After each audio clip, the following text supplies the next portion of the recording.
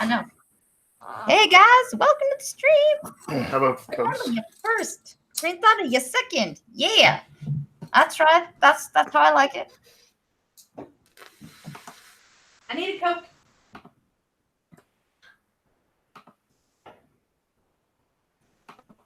Yes, we're just. I miss Coke. Yeah, I miss Coke. You should. It's a glorious, glorious beverage. Nah, the bad part is that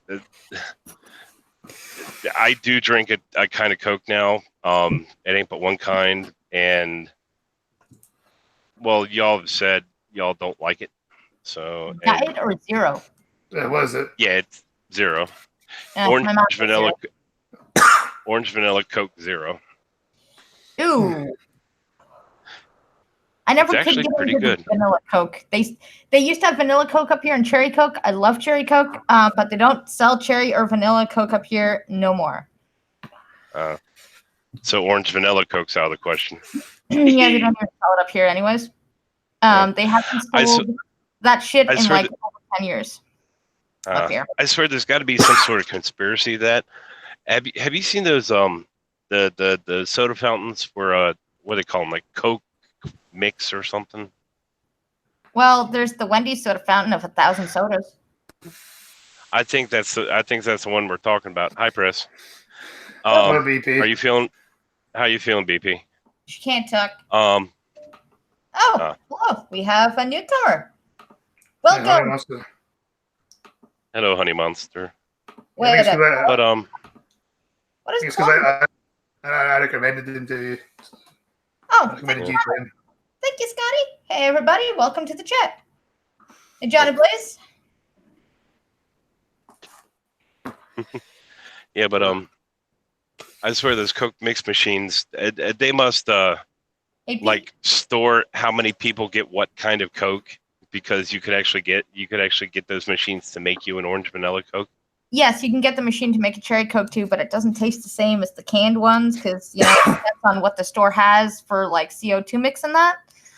So I always like stuff from a can. Yeah, fast food stuff never does. Fast food drinks. Yeah. So I like mines in bottles and cans. Unfortunately, when I go to fast food, I have to be in the hands of whatever restaurant owner decides tastes good, which isn't always a good thing. No. Especially at Wendy's. You got a 14-year-old with all the pimples loading that machine. You gotta wonder sometimes. Yeah. Yeah, full of spit and jizz. Yeah, there we go. So, I actually did some research today. I did some research on stuff. I have a topic today. I can put it in my description. Yay! Yeah. I have a title today. It's so great. I am so with it. We are prepared. Dum dum dum. Yeah, I know, right? So, yeah, no. I figured since we don't have everybody here yet, I will go off easy and talk about social norms, the breakdown of social norms and how it affects children and people and society, especially the family unit, because I feel like that's a thing. And it's relevant. It's a thing. Yes, it is a thing. So, what sparked this interesting social norm debate is a Canadian article, which I will pull up, which I am in the midst of actually making a video about. I just gotta find Coleman, Alberta. That's a new one. What are we talking about, Alberta? I'm passing a truck that their base of operations listed on the door is Coleman, Alberta. Oh, yeah. It's a thing. So the Canadian government. I wonder I'm passing them. The Canadian government has reached an all-new low as a British Columbia father referring to his own daughter as a girl is now considered family violence and to be committing an act of violence, according to the Canadian Family Law Act. So essentially, there's this 14-year-old girl, and she's decided she's a man, babe. Hey, Cuban. Hey.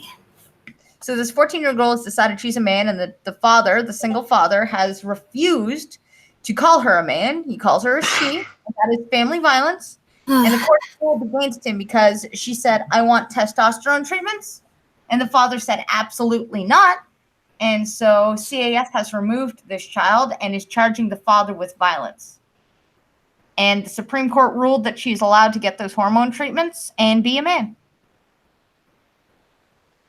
Wow. Yeah. So we're officially not allowed to parent anymore. The Supreme Court has told us we're not allowed to be parents. We're not allowed to choose what's best for our children. And it can now be an offense that is, ruled in the Supreme Court, for fuck's sake. How did this reach a Supreme Court? I feel like they're supposed to be doing other things. More important things? Because they're the Supreme Court. They're not just some fucking courtroom with like fucking shit that's on Elgin Street down here where it's just, we do divorce cases and weird settlements and shit. No. This is Supreme Court. They're supposed to be supreme. Kind of like a sub with extra fixins. Supreme. Or a chocolate supreme or something supreme. You're making me hungry. Right? And they're ruling against fucking parents. Just saying to their 14-year-old girl, no, you are not getting testosterone treatments right now because that is irreversible things. And if you change your mind when your brain is fully formed, it's too late. Wait until they are old enough to make these decisions, because if you don't and they want to reverse them later, it's too late. It's irreversible. And they're going to be stuck in these Franken bodies they don't want anymore, and there's nothing left to do but kill yourself. I mean, guys, let's be honest. We all went through really, dorky ass phases, right? Like, all of us, at least once. Would you want that forever? The fashion, everything. Well, yeah. I don't know. I think I was pretty stunning as a goth. Thank you. Oh, I'm sure you're a very handsome pumpkin. Yeah, but the goth didn't do anything to you forever, like, say, morph your body into some weird Franken body. Or no, but I can pinch. Okay. I was gonna say I've got a really big hole in the bridge of my nose. Yeah, but I feel like those are two completely different things. And I think that's why actually we have laws that say you can't get freakish tattoos and shit until you're over 18 without parental consent. I realize some people get around that, but just saying. At least in Canada, without parental consent, you can't get piercings or tattoos or brandings or anything without your parents present, because we realize that teenagers are fucking stupid. To give them hormones that are going to make it so that she can't have kids anymore.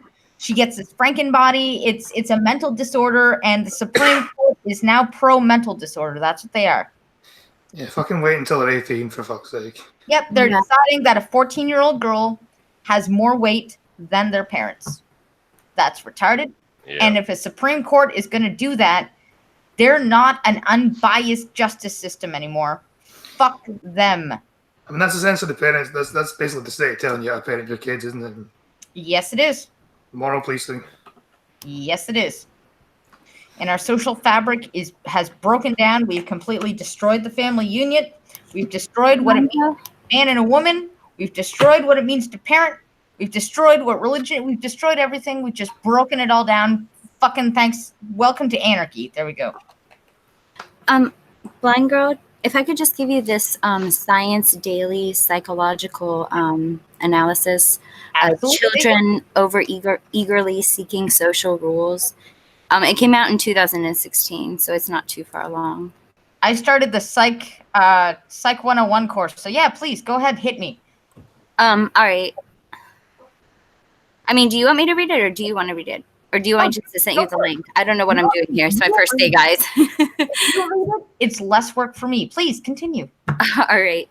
So this was published October 5th, 2016. So not a lot really has changed. The summary is that 3-year-old boys quickly absorb social norms. They then understand behaviors as rule governed and that are not subjective to any norms. So the full story, 3-year-olds quickly absorb social norms. They even understand behaviors as rule-governed that are not subjective to any norms. I just repeated that. Children should say hello and thank you, share, and not snatch from anyone's bucket out of their hand. From an early age, they learn from adults the rules that determine everyday social interactions. In one of these studies, that was performed by smart people. yeah, they showed, if I could get this clip here, a study In a study recently published by the Journal of Psychological Science, Marco F.H. Schmidt, in collaboration with Lucas P. Butler, Assistant Professor, University of Maryland, Julia Hines, not only shows that 3-year-olds can learn social norms from direct instructions and prohibition as traditionally assumed, but also seek norms themselves, even inferring them with where adults see none. Preschool children very quickly understand individual behaviors and spontaneous actions of others and generalization. Yes, they do. So that leads to this one, which I'm going to send you. I don't know if you want to read it. You can just kind of glance at it. And the generalization thing is a big key piece, and this is where I'm going to talk my autism creds a little. Yeah. The generalization and being able to take things and generalize it across the board. So if you have a society standard where everybody in unison agrees, which means they're going to come up to these standards in school, everyday activities, parental activities, friendships, etc., other peers, they're going to be able to apply these all across the board because everybody has the same subset of standards. Correct. Mostly. Okay? Now, where autism, this is where the learning stops. With autism, a lot of children that have severe autism symptoms do not know how to generalize. They do not know how to pick up on social norms, and they do not know how to apply them across the goddamn board. So if they learn one thing in a classroom, they don't know to apply that at home. Vice versa goes. If you learn something at home, they don't know that applies outside as well. So you have to actually practice generalizing things in order to keep that learning going. And that's actually why ABA is so strong, because they do that. And so where most 3-year-olds, you don't have to maintain a particular result that you want. With autism, you have to maintain once they've learned that skill, and then you have to teach them it generalized across the board to get them to get, oh, I'm supposed to do this all the time? Okay, yeah, get it, bro. Get it. Yeah. And so they become. All right. Sorry, go ahead. Oh, no, it's okay. It's like they become, like, for example, an EA, they become dependent on that EA taking the lead through everything. And so the EA has to then back off and be like, no. You can apply this yourself.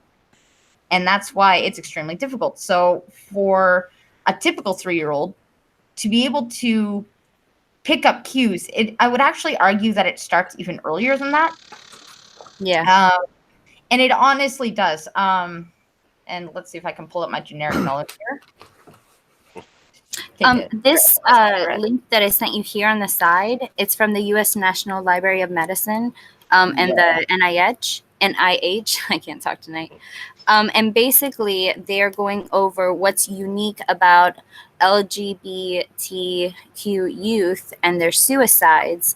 And what they found is, if you wanted to take a look and read some of this, is there's like a substantial amount of increase in a lot of these ages and decrease. And you would think it would be the opposite, but it's actually not. No, it's not, because because it's so predominantly pushed right now. It's overruling the society's norms, and that's what they're absorbing the most of right now, because it's being pumped so widely, and people are championing, this, saying, oh my God, these guys are so marginalized. Champion this, teach our children about this, do everything. They're now getting taught a generalized norm for something that is not a generalized norm. And once they realize it's not a generalized norm, it's already ingrained in there, and their brain goes, Control, delete, blue screen of death. What? The LGBT versus non-LGBT suicide disparity is the greatest at younger ages. Yes, it is. Sounds about right. Yes. And you would think it would be the opposite. Yes. I'm sorry, Pumpkin. That's all right. I was just going to say, Blind Press in the chat says, hold on, I agree with most of what you're saying, Blind Girl, but are you saying that gay marriage has broken down the family unit? Because to be honest, most of the parents I see hushing the narrative are straight, or pushing the narrative. I'll assume that's it. It's supposed to mean. Too many people. The trans children narrative, she means. Well, it doesn't really matter who's pushing it. They got to stop that shit. Right.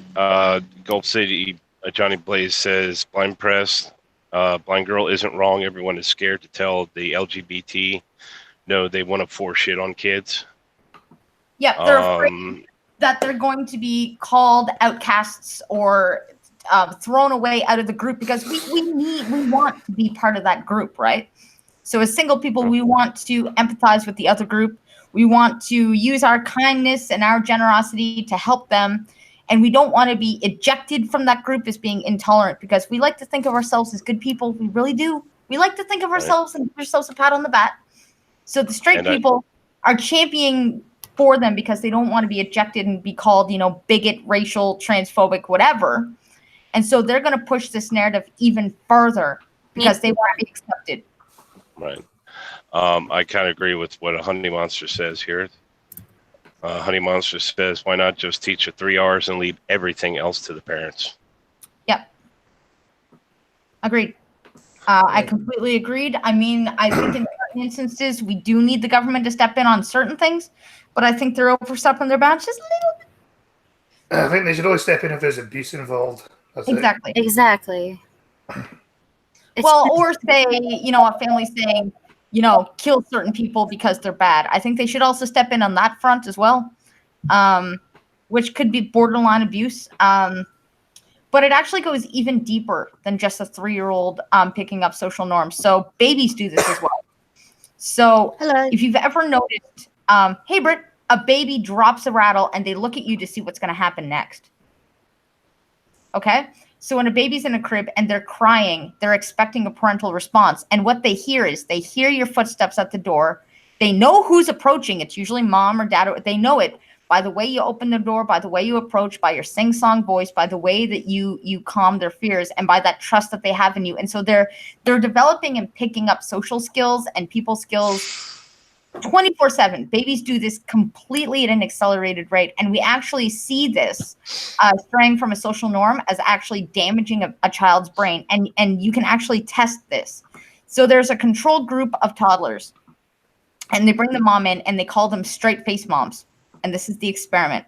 You have the mom interacting with her kid, and they have a dinosaur, and they go, look, mom, it's a dinosaur, rawr. And the mom looks at the child and goes, yeah, dinosaur, goes, rawr. And she's interacting with the child. And then the person in the earpiece goes, okay, stop. And the mom suddenly becomes straight face, stone face, completely cold, does not respond. And so you see the toddler put the dinosaur on the mom does nothing. And the kid starts going, mom, look, mom does nothing. And after about 2 minutes of this, the kid starts crying and freaking the fuck out because he's not getting a response that would be typical of a mother to the child. And then she starts and she goes again. She goes, oh, hi, yeah, dinosaur. And the kid's back to normal immediately. And what that shows is that modeling example of how they're picking up what's familiar to them, that trust and that bond that's there. And when it's broken, immediately that person melts the fuck down. And it's like everybody has died and they're completely alone in the universe. And oh my God, whatever. And there's just a meltdown that occurs. And this occurs 100% across the board, except in toddlers that have problems with the frontal cortex being a little more psychopathic. But for the most part, when you don't get that feedback and you don't get that direction and you don't get that trust reciprocated back to you, they become very unstable. And that never leaves you, ever. And so the breaking down of society and breaking it down and remaking it into the image of this or that, you got to understand that society and community and these norms have a fucking purpose. They really do. I know it's fun to sit there and be like, burn the system, yeah. But they're there for a reason. There's a reason why the Roman Empire is gone and we're still here. Well, there's one of my favorite. There's one of my favorite quotes from Voltaire, and I'm going to probably butcher it, but it goes along the lines of, we each have a responsibility to each other. The government gives me commodities, protection, companionship. I give the government back I will follow their laws, I will follow their social customs, and I will follow their rules. And if you don't like that, then something there sort of shifts, right? What does that mean on Aiden Paladin stream? What does that mean? Aiden Paladin, he's a weeb. Well, she's a weeb, I should say. Oh. That's all I know. Is this a bad thing or a good thing? I don't know. I know who they are. I've never seen one of their streamers once. What is it? That today's adults are just perpetually living in a rage against the machine song. Probably. Companionship from the government. The government has its place. It has its place. We can vilify the government all we want. I think the government is becoming too big for its britches, but the government, in its minute state, had a purpose. Its place is to maintain law and order. Oh my God, that's a perfect segue into my next question, Scotty. It's like you read my mind. So, guys, this is my question. What is the purpose of a judicial system? What is the purpose of justice? It's to maintain that the society is protected from the worst people. Fair. It doesn't always work. True. No, it's come up to the Anybody else core. has any thoughts into what theory, purpose is? I'm the only man on here right now. Yeah. Aren't you privileged? So I feel like justice has 4 subsets or 4 common themes that people like to refer to. And it would be, the segregation of dangerous people from civilization, which means we need civilization to work. It can be a place for rehabilitation to teach people how to, rehabilitate into the community. It can be a deterrent from doing bad things. It can be a deterrent from doing things, and it could also be a form of punishment. I think these are 4 subsets of what justice could be. I think you need a couple of them in order for it to be effective. We need government to implement those because let's be real, there are some people that just can't be with the common fucking public. You can't have it. If we didn't have government here to have, our cops and our firemen and all that, then what's stopping my neighbor from coming in here and stealing my laptop? Nothing. We like to think that we're good people from the get-go, but we're not. The thing that gets me is like serial killers. They get life without parole, but why can't they just be killed? Like hang them.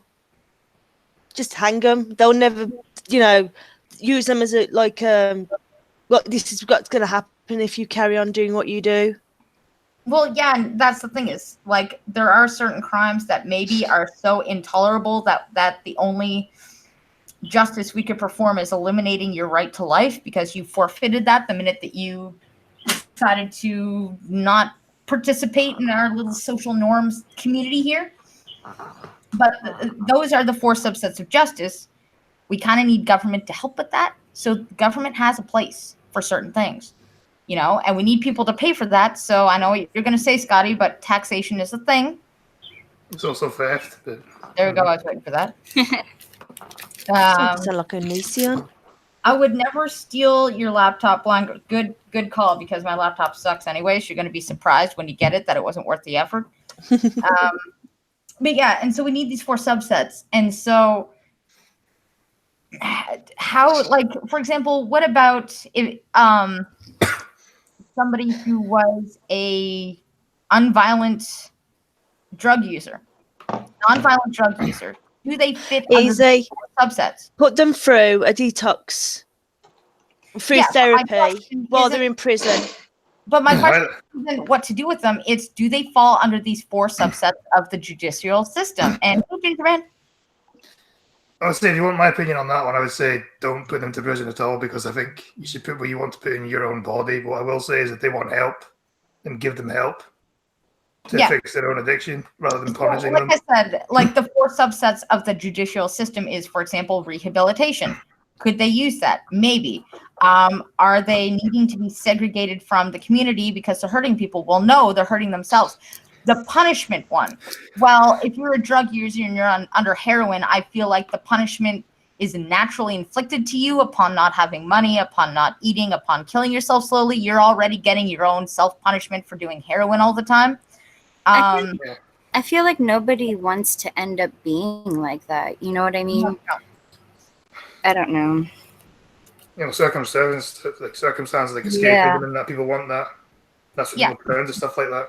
And so nonviolent drug users, should we put those in jail now?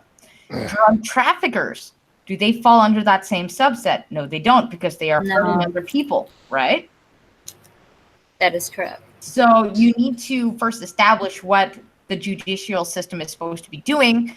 And I'm sorry about a father calling his daughter a she. It doesn't fall under any of those 4 categories. And then I would transgress into, well, what about the death penalty? What is the purpose of the death penalty? When should it be used? Why should it not be used? I felt like it should have been used in this past Texas one that we had yesterday. Yes, it should have. Somebody who can drag someone's body until it's, I read, yes. Pavement, they have forfeited their right to life. And he still didn't regret it upon deathbed. Yes. Terribly sorry. Yes, Pumpkin, you were the one that told us about it. I was glad you were coming. Welcome back. Yeah, minor technical difficulties. So here's the thing. Told you about. Told us about? I don't know. Marie was just saying. Okay, so yeah, here's the thing about the death penalty. There is a specific... The guy on Wednesday. Yes. Yes. So why are we for or against the death penalty? Now, the biggest thing that I've heard against the death penalty is, well, what about the people that didn't do it? And so I'm on the fence, because the rebuttal to this would be, well, we have a lot of video cam surveillance. We have a lot of DNA evidence. We have a lot of things that can minimize that happening. Whereas 20, 30, 40 years ago, that would have been a thing. Nowadays, can we, in fact, prove beyond a reasonable doubt that somebody did it and therefore enact the death penalty? Hey, here's a genius job idea. Why don't we hire a bunch of people who know how to do data analysis that could probably help us out with some of this stuff and get those records out and put them in a systematically, place and get all that stuff tested. Right. I know the problem is, like, it's expensive, but I know a lot of it is hard to find as well. Some of that stuff has been damaged. Yep. Well, forensics has been a fucking thing for years, but they still make mistakes. So. Oh, yeah, that's true. But now with all the video surveillance and forensics and DNA testing, we can actually make a better critical, presumption that somebody actually did it beyond a reasonable doubt. Are there still going to be errors? Probably. Is it going to be as much errors as it used to be? Probably not. And should we then say, well, you forfeit your right to life the minute that you decided you don't want to be a part of the community anymore? Well, you made the fucking choice there. You die. Fucking fry, dude. But I had this very interesting question that I don't think anybody has ever thought about.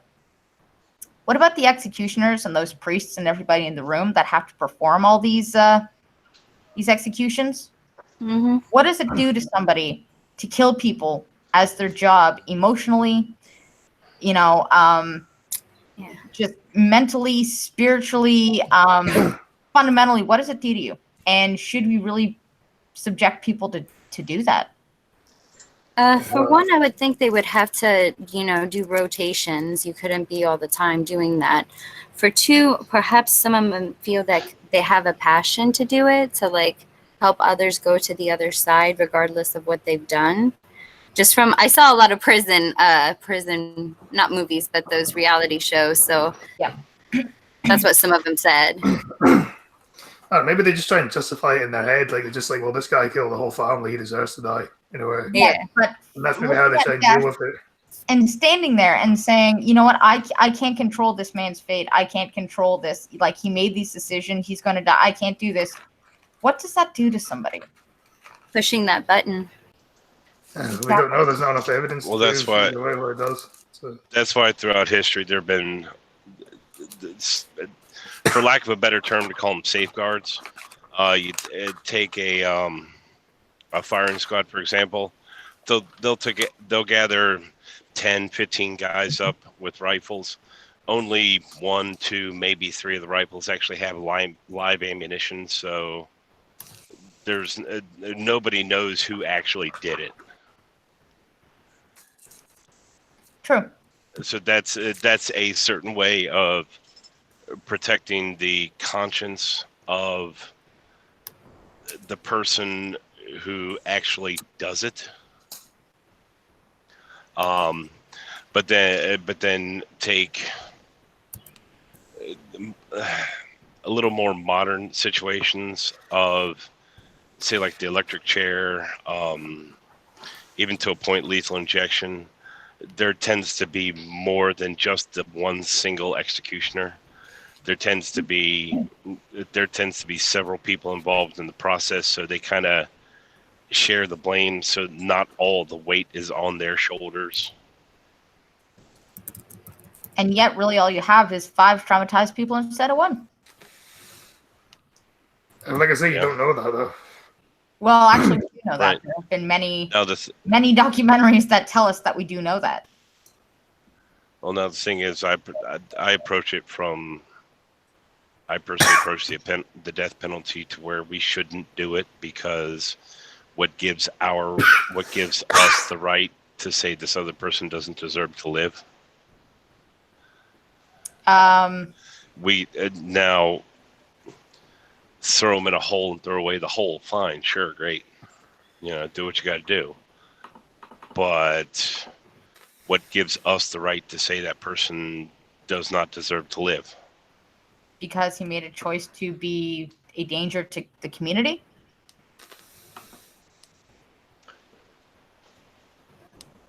According to whose viewpoint, though? The viewpoint that you don't kill people? If somebody poses a threat to my wife and son, I will shoot them over and over and over, reload, and keep doing it. To decide that he doesn't deserve to live now? What gives you that right? Because he posed an imminent threat to my wife and son. Well, then, shouldn't the community also have that right? Because he poses a potential threat to their lives as well if he gets out and chooses one of them at random? If he's locked in a hole, how's he going to get out? If he's locked in a hole somewhere, he's no longer a threat. Yeah, but I mean... But the thing is, my comment on that one, what I was getting ready to say was, take my wife, somebody poses an imminent threat to my wife and my son, I will kill that person for being an imminent threat to my wife and son. And when I'm arrested, I will laugh about it. Yeah, but I mean, that's the thing. Like, so in I that feel like you forfeit that right to life when you made that choice to not be a part of this society you're in. So, yeah, we should be able to revoke that right if you're going to chain someone to the back of your truck and drag him until he's disintegrated. Like, we should have the right to decide that, because otherwise we lock him in a cell and what? Just we feed him and look after him anyway? Like no. Well, in the sense, I mean, you're looking for absolutes in this, which I can't provide you. If you remember for a linear logic to this. So if he forfeits his right to life because he's posed a threat directly to you, you could also say that he poses a threat to the community and he could pick anybody at random to strike at next if, God forbid, he got out of jail. Therefore, he's also forfeited that right from my perspective, because he still poses a threat to me. It may be a small percentage of a threat, but it's still a threat to me. This is a bit of a straw man argument, because what you're making there, because not her and you, actually, because the reason why is that we have laws and you have adopted or adhered to those laws, and the punishment for the acts in which you're effectively going to you're going to pursue has consequences. Okay, Now, if you don't like those laws, get them out of the country. You can go to any other country that has different laws in which you can then adhere to, or you can go and be an anarchist, go have fun, and go to whatever island you want to live on because you don't want to have to deal with any laws. Now, that's the reality of it. To say that we do not have the ability to assign some consequence which equates to death is a bit naive. And the reason why it's a bit naive is that we create these laws and rules in which the entire community has approved, right? So it's not that it's one person, it's everybody who's voted for that has approved it. And therefore, by living in that community, you have adopted those rules that are going to apply to you. So when you know the consequences and you go forward anyways, you get those consequences applied to you. When you're at daycare and you steal somebody's toy and you're supposed to go to timeout, are we to say, who are we to, fit the punishment that you go to timeout? Well, no, those are the rules that were applied there or get applied there, and your parents are the ones that put you in daycare. And that's just the reality of it. So, if you don't like those laws, go change them. And then. But it sounds like you're coming from an angle where, on that sense, where the death penalty is a universal thing across the country in and of itself, as it is. No, it's not a universal. That's because each state is its own sovereign nation, right? It's its own nation in which which is part of a union. Right, and it can enact whatever laws it will, and that nation or that state, that nation state, can say, I want to kill my citizens, and if you're going to live in my state, guess what? You're going to die if you do stupid shit, and that's just the reality of it. You don't like to live in this nation and commit these acts of violence and death and mayhem? Get out of my state. You have that right. You don't have to live there. Fair enough. And you've got a point, and that's why I've actually chosen to live in the state that I live in, because I go along with the rules more, or I like the expectations of me as a citizen where I live as opposed to where I grew up. And that's and I think it's adhering to that's meeting your argument, and it's also meeting BG's argument, right? Is that, these are the laws, these are the rules. You don't like them, you go to the other state, and you as a free person, you're able to, as a free inhabitant of the United States, you can go to any state you want. And what's the beauty of it. So you go to that state, you live in that state, and you go, you know what? If I did do something where it was the laws, which the judiciary system is to interpret the laws and then apply them, right? So as you then did something which you defended, your family, and then the judiciary system then interpreted your actions to be the consequences of being jailed your entire life, you effectively are thrown into a hole. It's not a real hole, but. Yeah, but there's one of the biggest problems with my political belief system is there are several times where it contradicts my personal beliefs. But unfortunately, I won't let my personal beliefs get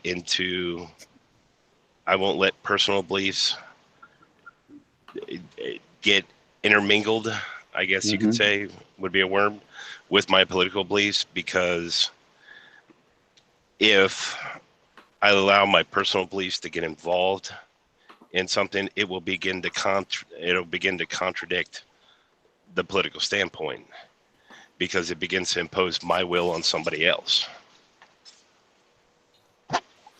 I'm just bringing that up as an explanation of where I come from. No, and I understand where you're coming from, because every law is nothing more than the will of the people being forced upon the rest of the will of the people. And every law is, by definition, is just what it is, right? So it is what it is. It's everybody's belief system that gets applied to every citizen of the United States or any other nation. But that's by the root of the definition is, I'm going to force my will upon you. Now, you can then vote to allow that to happen or not. And these have been voted in as accepted wills upon us. See, Anyways. this is why you guys should be sovereign citizens like me. Yeah, but that causes you like no end of problems, though. I know, right? You can't go anywhere. Are You we can't get really a going to job or bring? nothing either. I was gonna say, are we really going to bring up the sovereign citizen thing? Nah, I mean, we could if you wanted to. The And if moment, it the didn't moment affect your job, your ability to travel anywhere, I would do it. But the article. I tell you what, let's go ahead and squash that real quick right now. All right. The articles of Confederation was actually rendered null and void the moment the Constitution was signed. They're done. Let's not even get into. So am I being detained? Hmm? Am I being detained? I don't know if you've seen that video yet. No, that was great. I am personally going to detain you, Cubane, for my own personal viewment. You what? I'm personally going to detain you, Cubane, for my own personal viewing. Oh, okay. I was going to say, that being the case, you're going to hold on to your bag and walk to that house down the street, right? you're not going to be viewing very much, are you? Yeah. No, that's why it was funny.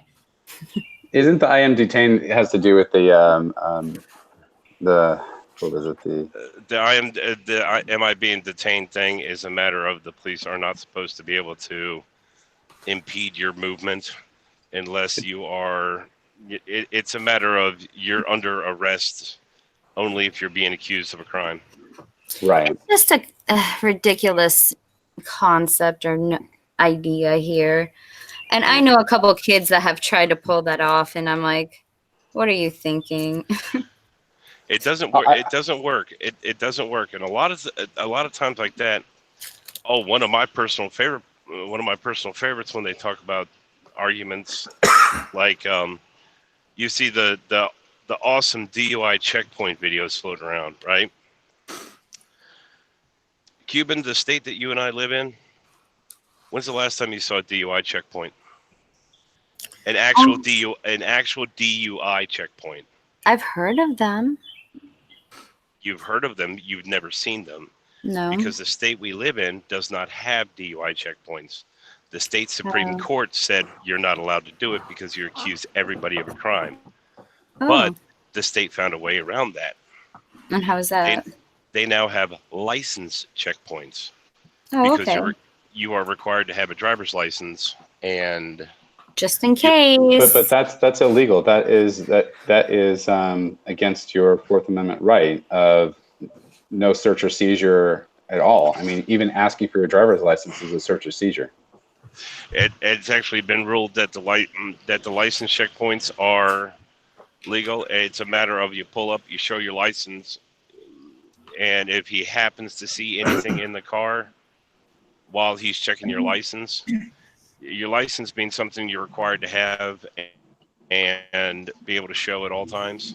That I'm really upset about because that's actually completely illegal against our Constitution. That's like 1940s Germany, Papier bitte, which is your papers, please, which is what they were trying to do to the Jews, to see, what is your nationality, what are your papers. This is, you cannot do that in the United States. You can't. It's against the Constitution to try and stop or detain anyone without any probable cause. You cannot ask anybody anything. Yet all 50 states do just that. No. California doesn't do that, except they do allow two things. It's a DUI checkpoint as well as a smog checkpoint. However, both of those are voluntary. But of course, the slippery slope is that if they smell anything on you or whatever, that becomes probable cause. Now they can slow you down to ask you questions, but they cannot ask you for your papers, citizenships, or anything like that. They can slow you down and say, "Is everything okay?" And you go, "Yes," and they can let you do it by. But there's the big quip in of itself is you're not proving your citizenry by providing your license. You are only providing the proof that you have legal authority to drive. But again, it's the same thing. There's not about legality of statehood or what have you. It's that that is my papers. You're actually trying to look at my papers, right? That is my property. Is you can't do that. That's why it's optional in California. I can reject them to say, if they say, "Can I see your driver's license?" I'd say no, and they don't have to. I don't have to show it because it's against the Constitution. Just like when smog check, they go, "I'd like to check your car to see if it's past smog." Just no, I'm good, thank you. Have a good day. Take it easy. I really want to pull out 3 checkpoints that I've been through in California. But I'm not saying they don't try to. It's that they are capitalizing on the naivety of the people who are being checked, right? Well, the thing is, the argument, the little voice that's nagging in the back of my head is saying, name the 3 checkpoints that I've been through in California several times, but that's an apple and oranges comparison. Yeah. I mean, definitely especially. I've been through checkpoints in California where I haven't rolled down the window and say, "I'm sorry, good luck." And it was like, obstructing? You want to try me? And that was it. And I drove through. They would chase you here. No, you understand. I have white privilege. Huh? I have white privilege. Oh, okay. I forgot. I forgot who I was for a moment there. Oh, boy.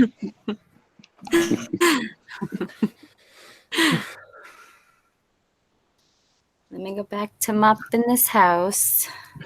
It's okay. I'm just looking at chat. I'm like, there's actually an intellectual debate going on. It's so beautiful. Unfortunately, because of the technical difficulties, I'm not in a position to monitor the chat myself. So sorry. Oh my goodness, me neither. I have so many windows open just to fact check and read a couple things. And sorry. All right, one second. I'm talking to myself. I've already seen it's not a complete shit show. That's what I heard. It's a beautiful thing. I'm just so happy. Tell you what, I'll be right back. Oh, well, yeah. Okay, yeah. So I do have some other news that I can pull up, but I thought those 2 topics were a good fire starter. Yeah. By the way, Britt, where'd you go? I don't know. She's been near for a while. I have a couple things lying around, but if you want to start off, go ahead. I just have to use the restroom. Oopsie. You've been there for like half an hour. I have noticed. There's enough. For me, it flags up and says you're muted. If you want to talk, unmute yourself. So I was talking about the death penalty, and then I was actually explaining how the person has the right to take another person's life, but we don't have the right to take that person out. That's basically what I was saying, but yeah. Well, honestly, on that note, like, I think that, especially I tread lightly on the word psychopath because there are certain psychopaths that don't have the frontal cortex development, but they choose to be narcissistic doctors and lawyers and all that, and they use their sociopathic tendencies to say, you know what, I'm going to be the best brain surgeon because being able to save lives from the brink of death is the ultimate high. But then you get these other psychopaths that are literally going to have that inability to be a part of society based on the fact that they just don't have the fucking brain development for it. And therefore, I think there are certain citizens that literally cannot be trusted. Yeah. The detachment. Yeah. They cannot be trusted to join a community. Now, the moral thing happens where, okay, well, it's not really their fault that happened. And it's like, no, but they're still making choices that they didn't have to make, despite not having that ability to empathize with people. And so you draw that line between it's not fair to kill them and, well, unfortunately, they just can't be a member of society. Too bad, so sad. That's the way dice rolls. I think for some people that do deserve rehabilitation, though, to have a chance again to get back into society, but others not so much. What did you say, Scotty? I'm saying that some people do deserve a chance to be rehabilitated, but some people are just too far gone. Oh yeah, I agree with that too. And some people I think who have a great chance of getting rehabilitated come out of jail, unfortunately not, because of circumstances in there, which sort of makes you wonder, should we have prisons for actual like punishment, or should we have also prisons for reform? I'd say both, because you need a mixture of both. Have them side by side, you know what I mean? Like, well, and then the problem is that because prisons are so institutionalized, they're so routine, that becomes embedded in your own day-to-day fabric to the point where some criminals who get out can't fucking handle it and they do something just so they can go back. How do we remedy that? Like that guy in the Canary Islands, right? Exactly. So how do you remedy that? Because now you've made somebody dependent on that structure. Now what do you do when they come back into society and they realize it's not as regimented? They don't get those 3 hots of cotton. You gotta do things. You gotta work at it. Like how do you bridge those two paths so that they can connect again and they can actually be a part of society? How do you do that? Maybe some kind of halfway house or something where like it's semi-institutionalized. Also, I don't Well, in many communities there are such halfway houses for long-term prisoners that are in existence. Yeah, it's not a bad idea. I wouldn't imagine some kind of like transitional therapy either wouldn't help. I mean, and probably you have a reflex if somebody comes up to you at the gas station behind you, versus you just snap. It's like you've just been out a couple weeks. You don't know. Stuff like that takes time. Yes, it does. And now are these repeat offenders now a chronic symptom of our prison system? What do we do about it? How do we go fairly about it? And then, of course, you've got those citizens that, not in my backyard. No happy house in my backyard. NIMBY. Thank you, Carlin. Actually, I think the most, what he said, I was going to say, would you agree that right now the most obvious current example of NIMBY is Cher? You mean the singer? Yeah. Cher and Pelosi and all of them, of course, man. That is definitely not my backyard. It's yeah, bring everybody in, but not my city. Not in my backyard. Nope. That's Blind Girl, did you ever hear about that? The Cher thing or the Pelosi thing? Trump said okay, y'all want all these illegal aliens in the U.S. cities. And then Cher said, we have like 50,000 people on the street right now, and we can't even look after them. How are we going to look after these people that are coming? Precisely. Not in my backyard. And it's like, wow, wait, did you just quote what Trump and us have been saying for a very long time now? That, dude, we can't even look after our own. Why the hell? How do you expect us to look after all of these new people that can't speak the language, meaning they can't get a job, they're not going to pay that?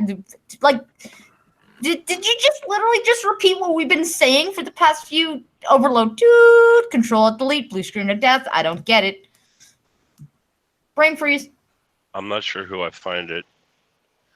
I'm not sure with whom I find it more amusing that they actually agree with Trump on something. Cher, Pelosi, or Cortez. Oh my God! Did you hear about Cortez's Netflix premiere documentary?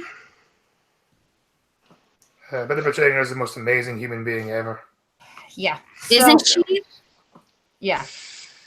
So AOC is starring in her own new Netflix documentary, guys. When does that come on? I need the date right now. I don't know when. I'm kidding. I'm really kidding. I was gonna say, aren't we all just getting ready with our ice cream and waffles? No. Actually, I'm going to watch this documentary while eating a big double Big Mac with like the most beef I can find, so I can be like, beef. Look at that AOC. And I'm gonna fart too, and it's gonna be amazing. Just creating all the methane as I watch your documentary. Just You know, I'm going to use all of those napkins that are destroying trees, and I'm going to drink from my plastic straw and go. And then you're going to go get hot dogs in New York City. Oh, wait. It's coming on in May. Hot dogs kill people. Those hot dog cannons killed fucking Ned Flanders' wife, you know. As he was a t-shirt cannon. Oh, well, whatever. Hot dog cannons kill people too, you know. God.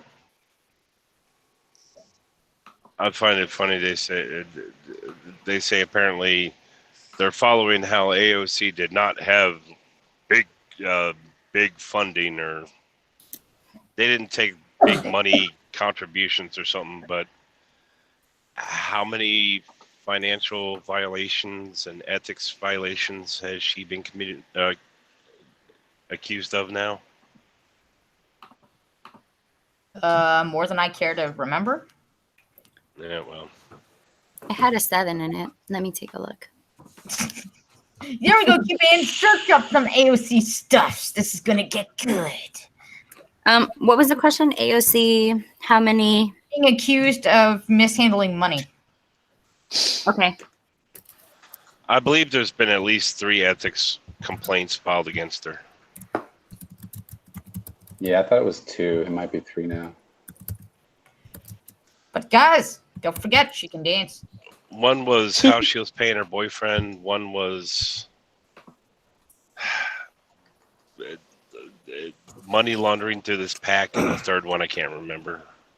All right. But it was similar to it was related to the money laundering through the pack or something. Ocasio-Cortez aide accused of funneling $1 million into private accounts. Yeah. How very socialist of you. Yes, I've seen many parodies of the AOC, including Girl, and I encourage people to look at them and laugh. It looks like there's 2 FEC violations. Oh, Okay. someone sent Batman. Okay. Batman really wants to join, so why not? Let's get a bat. Who? Yeah. The Batman. So anyway, since we changed subject, Ginger Man, most of my political views don't stem from a what does this person deserve. It stems from a what do we have the right to say. Hey, No, I get you philosophically. I philosophically, like if there's a difference, I think, between a judicial and philosophical. Definitely. And I agree with you, by the way, philosophically. Oh, okay. All right. Yeah. It's that, somebody is taking your life, but then, what type of reign philosophically do you have over them to be able to ruin or destroy their lives? But then again, they ruined, destroyed lives, so why should we give them a chance? Exactly. Hey, Culture Girl, what do you mean you didn't sub to me for an intellectual debate? What? Yeah, Dirty joke, dirty joke, dirty joke, dirty joke. There you go, Culture Girl. Dirty joke, dirty joke, dirty joke, dirty joke, dirty joke, dirty joke, dirty joke, joke, dirty joke, joke. All right, Culture Girl, just for you. Nigga, nigga, Jew, nigga, nigga, Jew. There you go. Done. Who's Ginger Man? Only the best man you'll ever meet. Hello, Math Queen. Yeah. Dirty weeb. Dirty joke, do do do do do. Dirty joke, do do do do. You've got the shit show, Culture Girl. There we go. You've got it. You've got 5 seconds of shit show. All right, put your thinking hats back on, people. What is the sign? It hurts my head. What is the sign of an out of business brothel say? I don't know. What is it? Beat it. We're closed. Beat it.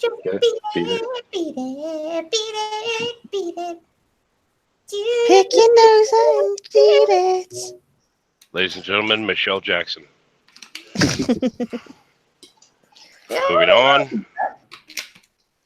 What is Ginger Man's Discord name? I don't know, Ginger Man. Why don't you pop that link in the chat? Shield yourself, my friend. Sure. Shield good, just like you should, dude. Hey, is Discord's name the same as his same as his YouTube name? I told you that like twice. Math Queen. Yeah, it is. Just has some numbers after it. You know what? There is no hate here. There is only love for the intellectual debate. There is only love. We are channel of love. There is no shit show, only Zool. Speaking of which, where is Peter? Still playing video games. I have no idea, to be honest with you, love. He streamed earlier, but I don't know where he is. Is he? I was gonna say, is he still streaming or? No. Is he still streaming? Oh. He finished like 3 hours ago. He's probably still in that. He may very well be Probably in bed or something, boxing maybe. goon. Yeah. Did anybody send Batman the link? I don't think anyone has Batman. I have not the I've ability. got Batman. Okay, get me some Batman, Britt. We need some Batman. There we go. Look at that. We got some gingerbread. I keep wanting to say gingerbread man, but Gingerman Bad has some link. Everybody says gingerbread. I think it's hilarious. Run, run, run, run! Catch him if you can. You can't catch him. You can't catch him. For he's the ginger man bad. He is. Run, run, run! Fast you can. Can't catch me. Pikachu's man. Pikachu fan. No, but thanks for the reference. Why not? I can do a Pikachu. Yeah. So anyway. So while we're looking up stats and such, I have this awesome thing here of how biology is not biology anymore, because biology course teaches students that a fetus is just like an invasive cancer. What? Right? It's not a parasite. It's not a cancer. The closest. I was going to say the closest you can ever call it is a symbiote. But yeah. Yeah, a biology teacher saying that needs to get its diploma revoked or creds revoked as a scientist. Just saying. I'd like to see. I'd like to see one of these people who. I would definitely like to see one of these people and see their reactions to humans if you actually explain to them that we are flawed in the evolutionary sense, because most mammals once they're born, take a horse, a giraffe, a dog, well, maybe not so much animals, or dogs and cats, but most animals within minutes of being born, they're up and around on their own, moving around, doing whatever. Can I flex my knowledge? Can I flex on that? Hold on. I think it's to do with brain complexity, isn't it? But there's saying humans have the most premature infants as far as ability. So if that being the case, we could point out the fact that infants, to be at the point where most mammals are born, infants would actually have to be in there a lot longer than 9 months. Yep. Have to be I think that's kind of where I was getting around to on that. The only mammals which are even close to us in our premature state at birth are the great apes. Yep. You want to know why that is? Apparently, from what I've read, it's all to do with brain complexity. Nope. Come on. They share 98% of our DNA, do they not? Yes, but you want to know the biggest reason why we could never be fully formed before born? Because we walk upright. Yes. There we go. Ding, ding, ding. I think part of it does we sacrificed that ability to give birth to a fully formed, being able to walk baby. Yeah. We stood upright because everything compressed in our uterus. Well, they got a little smaller. And so if we did not give birth to premature babies, they just, their heads would get stuck in our vagina and their bodies would be dangling out there. So yeah, that's why it is. Yep. And we have the longest childhood in the animal kingdom because of brain complexity. Yes. Mm-hmm. But we were born prematurely because we just have too small vaginas. So get at it, women. Start stretching those vaginas. Yeah, if you were to give birth to a fully grown adult, you would die, though. So. Yeah. Let's get but the bigger. thing is, that's no fun. If you have to do that, you can't feel the dick. You know what I'm saying? If you're having sex, you'd be like putting your finger in a bucket. You know what I'm saying? Maybe it's redesigned humans. So the sex thing works exactly the same way. But when it comes to birth, there's a zipper. Yeah, there we go. We need zipper. So that being the case, let's just agree that women who have the inability to sit on a bar stool because they'll just slide Without right down sucking it. it Those up. women are just they're just reversing evolution. Yeah, they also reckon. I just had an image of a really fat bitch sitting on a stool, and then all of a sudden she's on the floor. The stool disappears. You know the fact Culture that curl, is this better for you? You know the fact that we interbred with the Neanderthals. They reckon that all the ones that all the hybrids that were born, they had to have a Neanderthal mother because a human mother would not have been able to handle that head coming out because much bigger heads. Yep. So, a slide. Oh, sorry, Scotty, go for it. I was going to say, everyone's subbed to Call of Krill. So Illinois. The slide for the course depicts parallels between fetuses and cancers, describing a fetus as a legitimate parasite.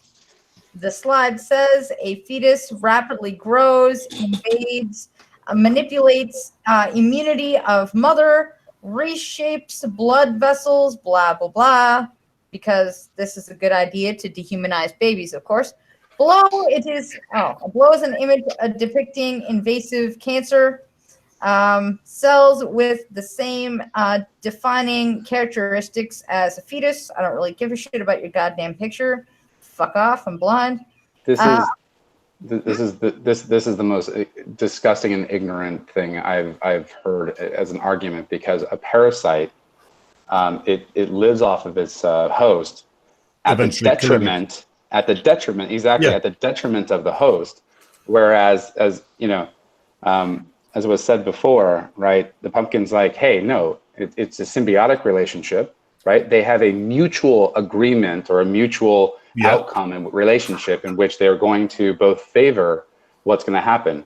And if you're going to sit there, if you're going to say that the harm is to the body as you give birth and what have you, and that's where the harm comes into it, I think that is just grossly just there's another huge difference. A parasite is not even genetically remotely similar to its host.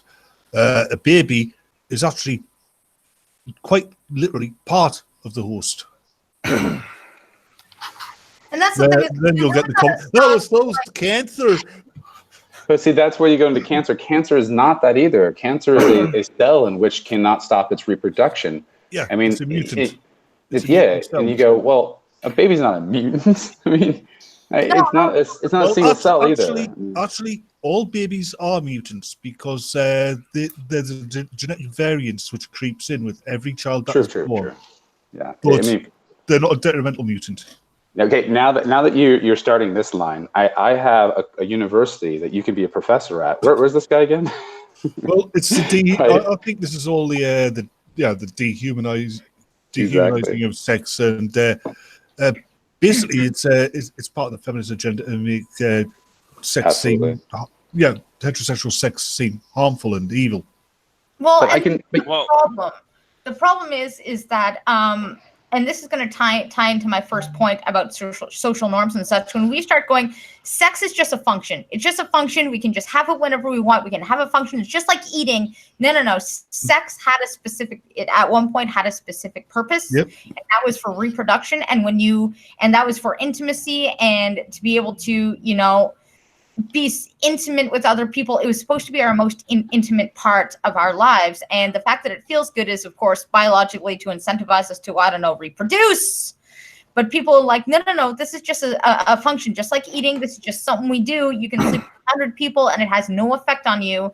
And fuck that. You know what? We should be allowed to have sex and not have to put up with the fucking baby part. Fuck this. It's like, no. Back it the fuck up. I'm glad that in fairy tale land you think that sex should just be this thing that we do, like drinking and eating. I'm glad that you think that there should be no consequences for it, but that's not the way life works.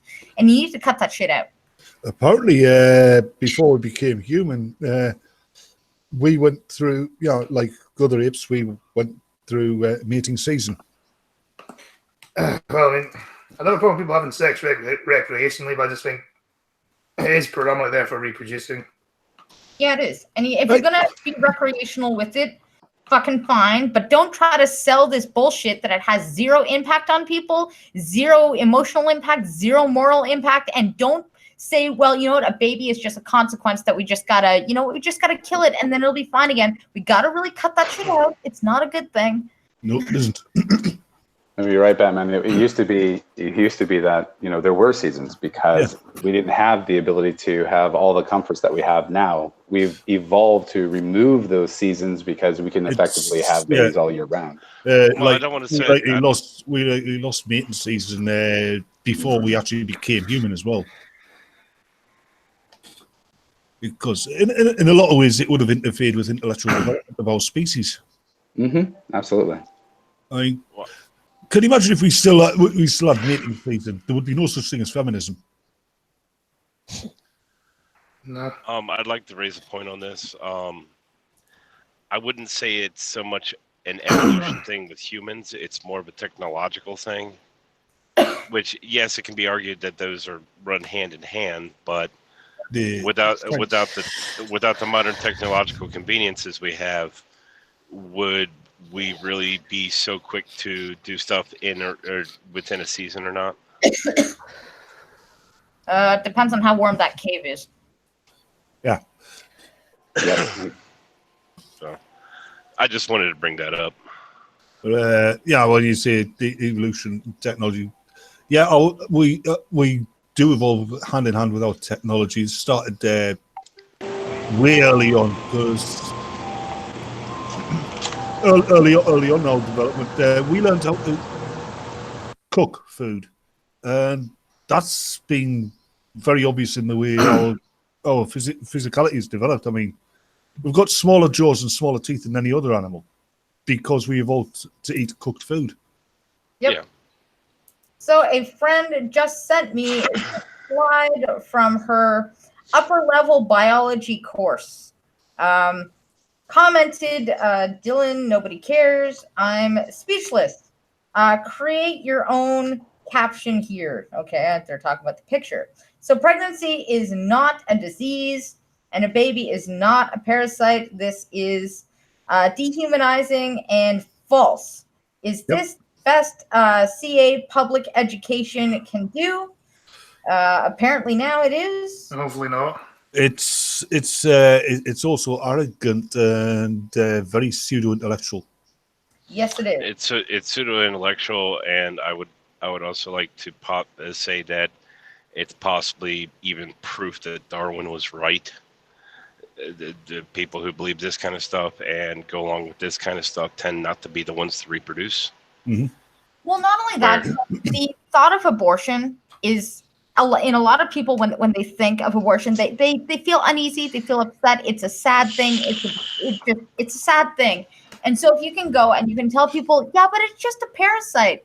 We want to believe that because it makes us feel better about the act of killing it. Okay, so if we realize that the act of killing it is making us feel icky, and then we say, yeah, but it's just a cancer or a parasite, then suddenly those late-term abortions don't feel so bad now, do they?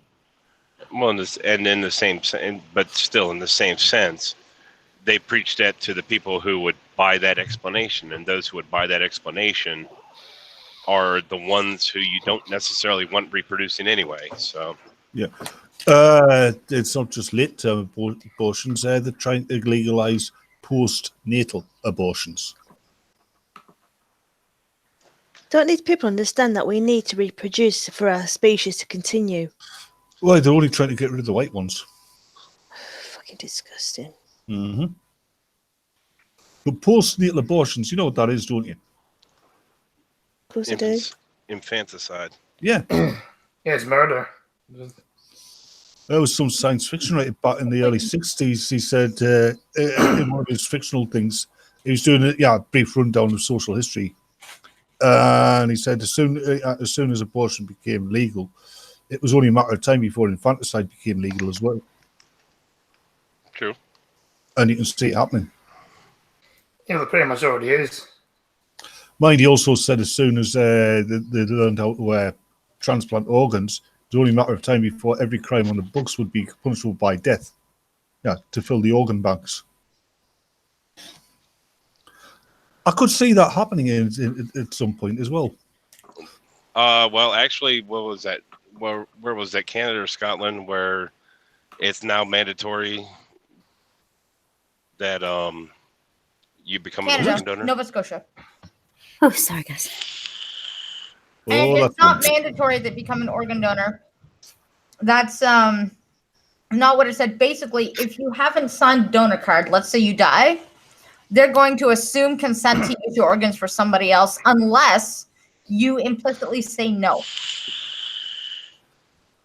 So if you have made a decision, if you have a decision for or against, an offense that is, yeah. in the Supreme Court. How did this reach the Supreme Court? I feel like they're supposed to be doing other things. Why are people listening to my stream and playing it back? Maria? Yes? Court, not just some fucking courtroom, like fucking shit that's on I'm just, down here where it's just, You're echoing from like 10 minutes ago. Yeah. Weird settlements and shit. No. Why are you doing this? Court. They're supposed to be free. Kind of like a sub with extra. I had to run to the kitchen, Pumpkin. I wanted a sandwich. Or a chocolate supreme or something. What? We can hear 10 minutes ago through you. Right? And they're ruling against What's that? Please make the echo stop. She's talking about the Supreme Court. No, you are not getting testosterone treatments right now because that's Maria. things. And Yes. if you change your mind when you're Please make the stream stop talking at your I just walked in. They're old enough to make these decisions. You don't, and they want to reverse them later. It's too late. Yeah, mute whatever audio you're playing, and Maria. they're going to be stuck. They what? Frankenbody. Mute whatever audio you are playing. Press stop. Well, that works too. Let's be honest. Okay, so hey. Went through really dorky ass. We're listening to a half hour ago from you. Okay, so you guys know what Friday was today for me, right? So I I apologize. don't know. I think I was pretty stunning as a goth. Thank you. Oh, I'm sure you're very handsome. Oh my gosh, Lord, that's we're hilarious. talking an hour ago. Forever, like say. At least I haven't heard myself yet. We can hear the stream from like an hour ago over your speaker. That's funny. I was going to say, no, it's not funny. Yes, press stop. Not really. It does? Yay. Nope. No. Well, we can still hear it. Laws that say you can't get Press the fucking stop button, please. shit until you're over 18 without parental consent. Turn it off, Cuban. Get around that, but there we go. There we go. All right, thank you, Cuban. Fuck, what was I saying now? And we were going so well this time. Yeah, but now I don't know what I was about to say. It's because I showed up. That's what it is. Oh my god, guys. Oh my god, I am so sorry. No, it's fine, sweetheart. Listen to me. No, I know how to do that now. And I made sure that's what happened before I left the room. I'm like, no, like, is there a ghost in here? Because like I made sure. Unless like my dog pressed the button or something. Right. Have you also got a cat? What's that? Do you have a cat as well? A cut? Cat. Cat. Oh, Meow. no, I don't have that. Meow, meow. No, I All don't right, have I'm gonna turn I don't have a Cuban back up now. It was probably your dog. All right, Cuban, you can come back up now. There we go. All right, so. I'm so sorry, guys. Oh, I'm That's learning. okay. I'm learning. Okay, now I can't remember what I was saying though, so now I'm just gonna have to rely on somebody else to have a thought. We were talking about evolution versus technology versus a baby is cancer versus isn't. The last I left was baby versus cancer. It was about infanticide, I think. Yep.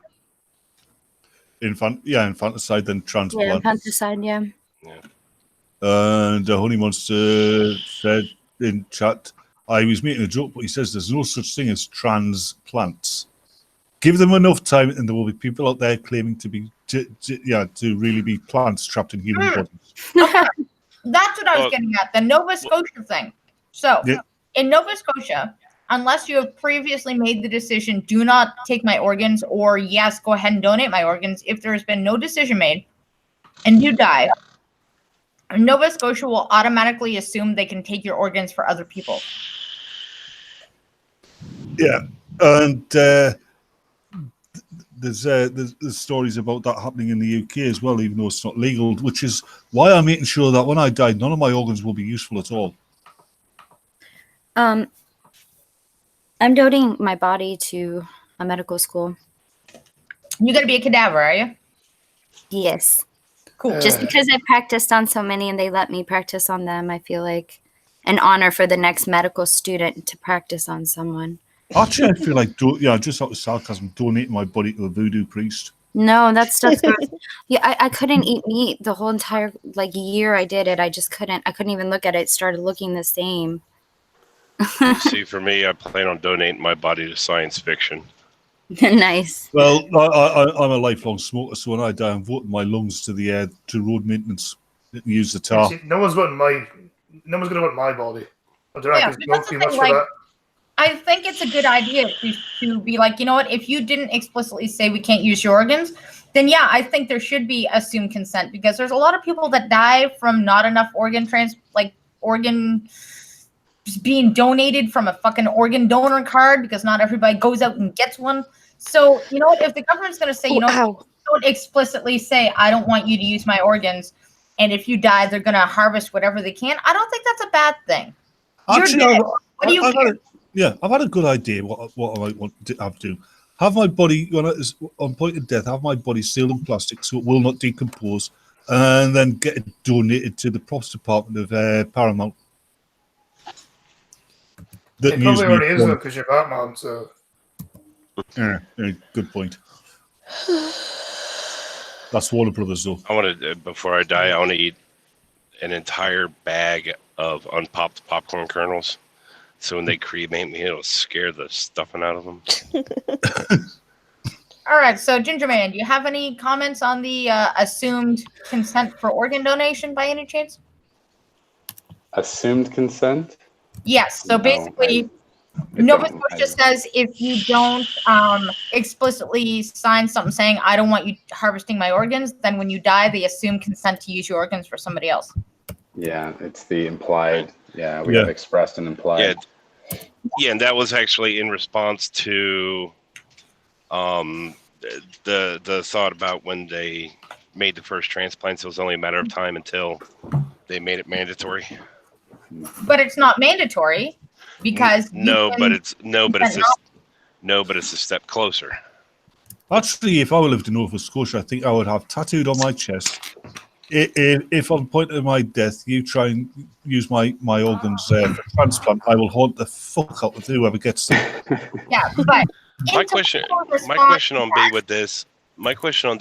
this would be, if it ever became assumed or mandatory in the U.S., we'll go ahead and just say assumed for now. If they ever tried to impose or do that angle where organ donation is assumed in the U.S., what happens to people like me who I am excluded from, because of a tattoo that I have, I am excluded from blood donation?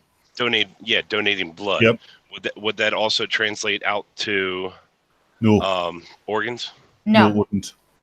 But even if it did, what would it matter? Right, if you don't want your organs donated, just let it be known because the reason is if the ink that's in this tattoo ever leaches into the blood, it is poisonous. Yeah, but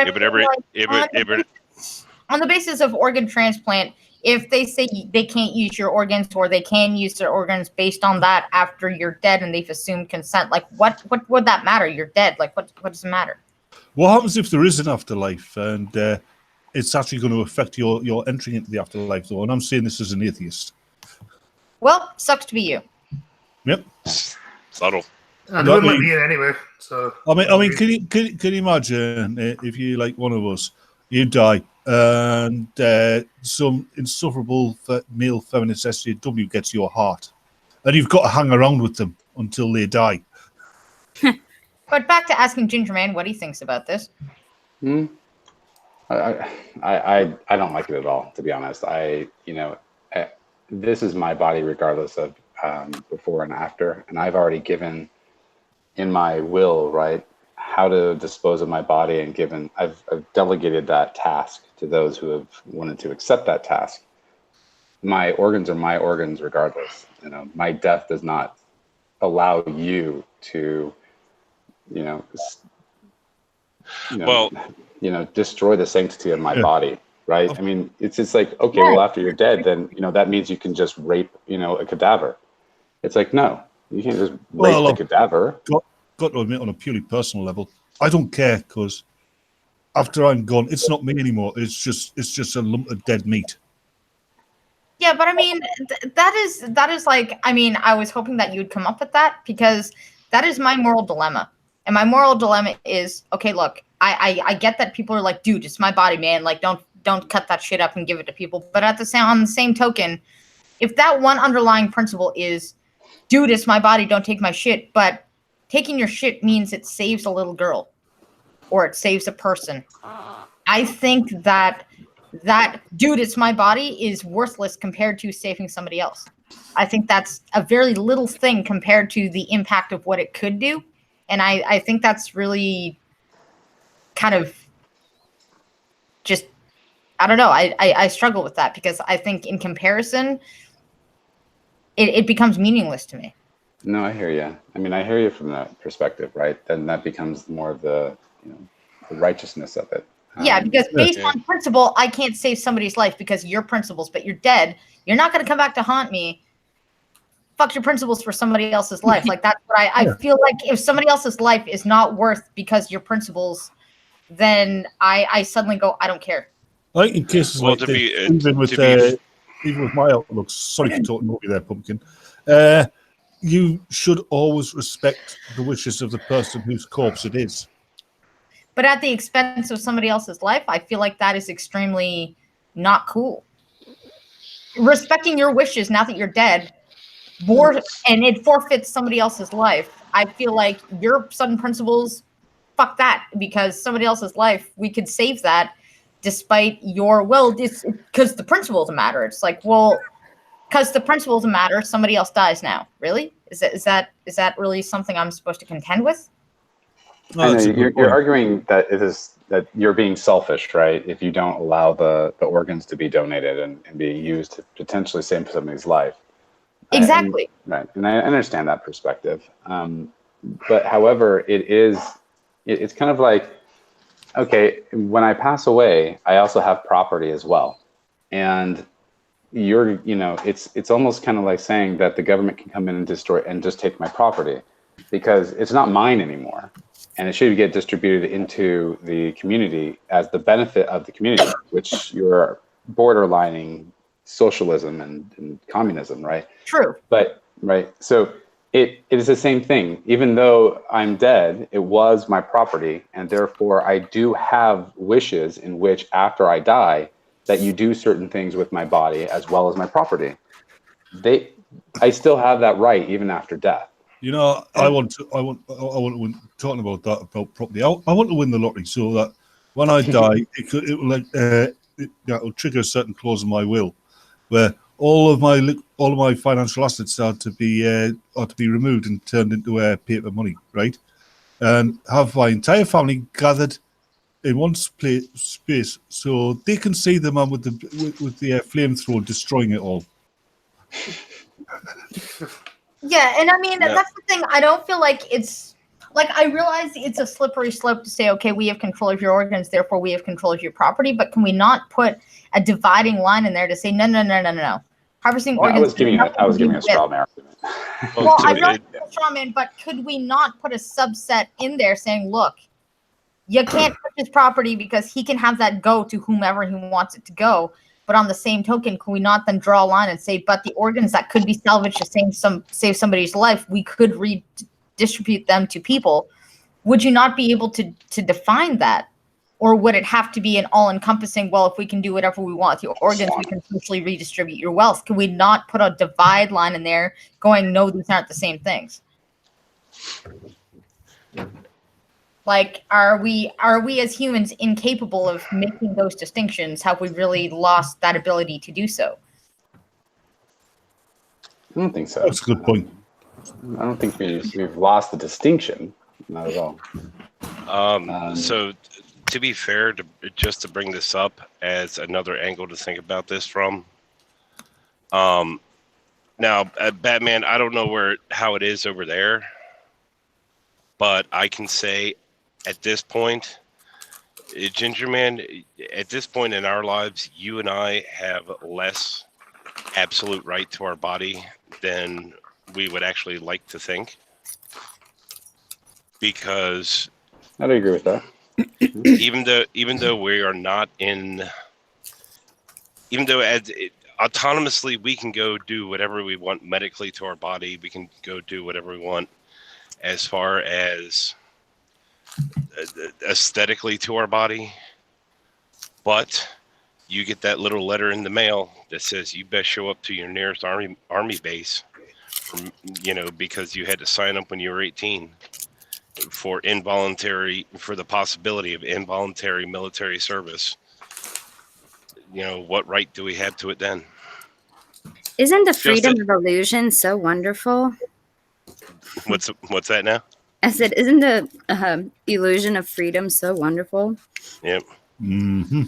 Hey, you pulled a Scotty. Isn't the illusion or the freedom of illusion? What did I say? Did I do it backwards? Yeah, you said freedom of illusion. No. I did that once. I never really ended that. Well, yay, we can be partners in that. Pulling a Scotty is when you say captain, the engines, they can't take it no more. We don't have the power. I can't do it, Captain. I don't have the power. Go on, opinionated. You do it. You pull on those lines. I'd love to hear it from you. No, I mean, Batman? Is there mandatory service or the risk of mandatory military service over there? Not at present, no. No. Every male in the U.S. on his 18th birthday. Now, it's true that he's not. They can say he's not required to sign up for it, but anything related to the government, a man who has not signed up for the selective service or the draft, we have no rights to any of that. No right to any government service, even though he would still be required to pay taxes. Yeah. I think national service would actually be a good thing. I would disagree with it. Yeah, you serve a minimum of 2 years in military service. From a school leaver's age, it's going to instill everybody who went through national service said it was a good thing. It made them more capable of functioning in the adult world. I think it should be up to personal choice, though. Shouldn't be forced to put a gun at someone against their own will. I struggle with that line because if you have an imperialist that's going to take over the world and destroy everything, and the one thing standing between that happening and not is you going, I don't fucking care. Why should I care? I don't want to do this shit. Well, you shouldn't have to. It's your life, isn't it? No, against your own will.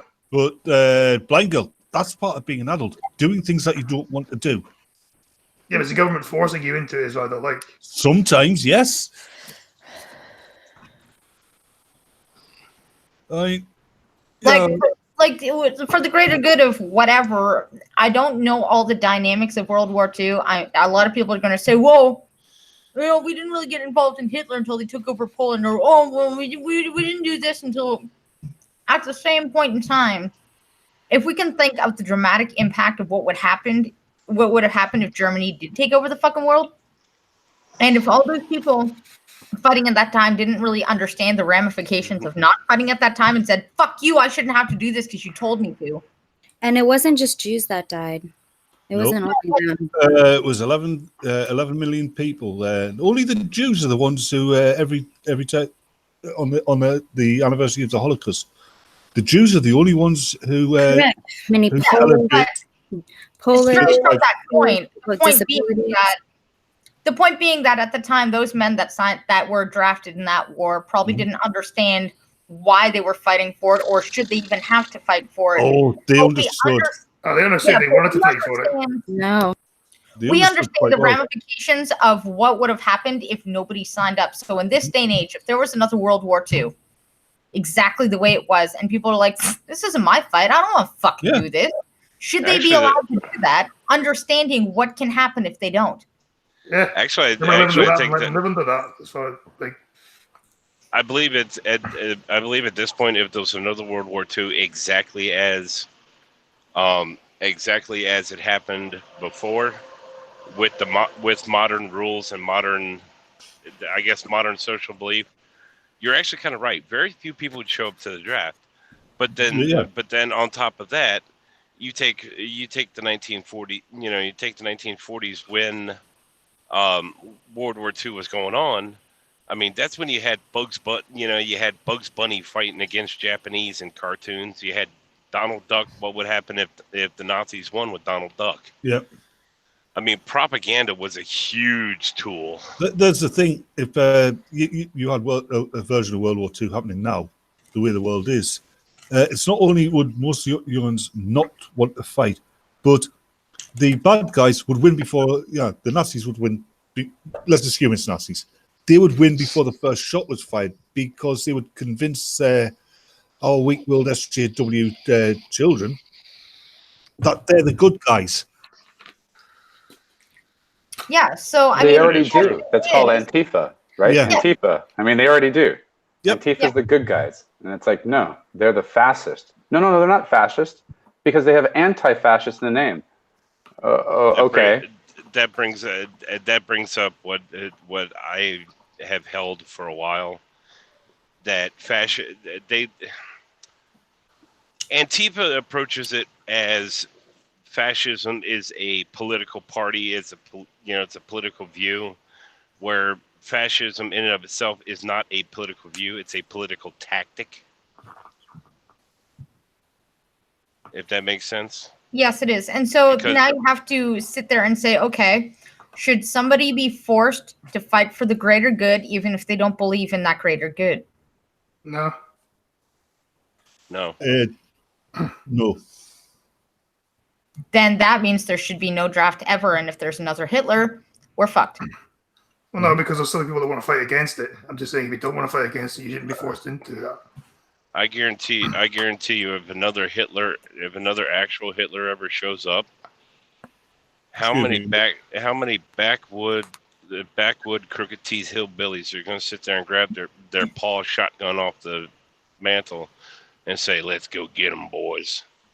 Not too many. Like, say if Merkel went to evade Poland tomorrow, that wouldn't happen. Do you really think the Poles would let that happen? No chance. We're not into the greater good anymore. We're not into morally anything because we've skewed it all. So yeah, if we needed to come together in the future to fight an actual evil imperialistic motherfucker, we'd lose. I guarantee we'd lose. Because we are unable to unite as a people anymore. We're unable to unite and look past tomorrow.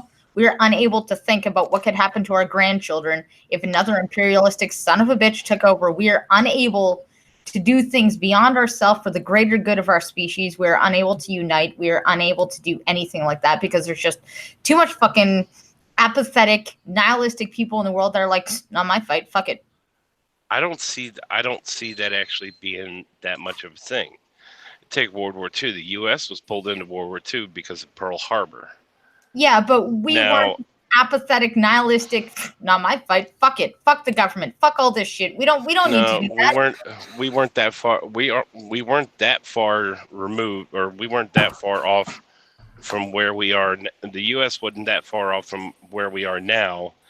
Back through 2000, we were pretty close to getting to this point until 9/11 happened. And once 9/11 happened, that unity actually showed up and was there for a while. Yeah. And it's almost like that. The modern identity / SJW / pick a name and throw it on there. That did not have, or that didn't. It kind of stalled that, and it kind of stalled that viewpoint where it probably would have been worse off now than it was, or than would have had 9/11 not happened. I have to agree to that, absolutely. Just because during that period, right before that, during that period, socialism, it was actually, there was a lot of socialistic parties coming through, trying to push the social agendas. And I totally agree. If it wasn't for World War II, and obviously the Depression is where, and right, it was happening at that point. And obviously the social programs that got put into play, like the New Deal and things like that, that's not what saved us, to save the states from the Depression. It was actually World War II. But the thing is that a lot of people were pushing socialism at the time, and it's because of the Depression, the Great Depression, is why they felt that that's why socialism needed to be there. But as they were trying to feed into the socialistic, ideology, it wasn't helping the nation. The nation was getting worse, actually.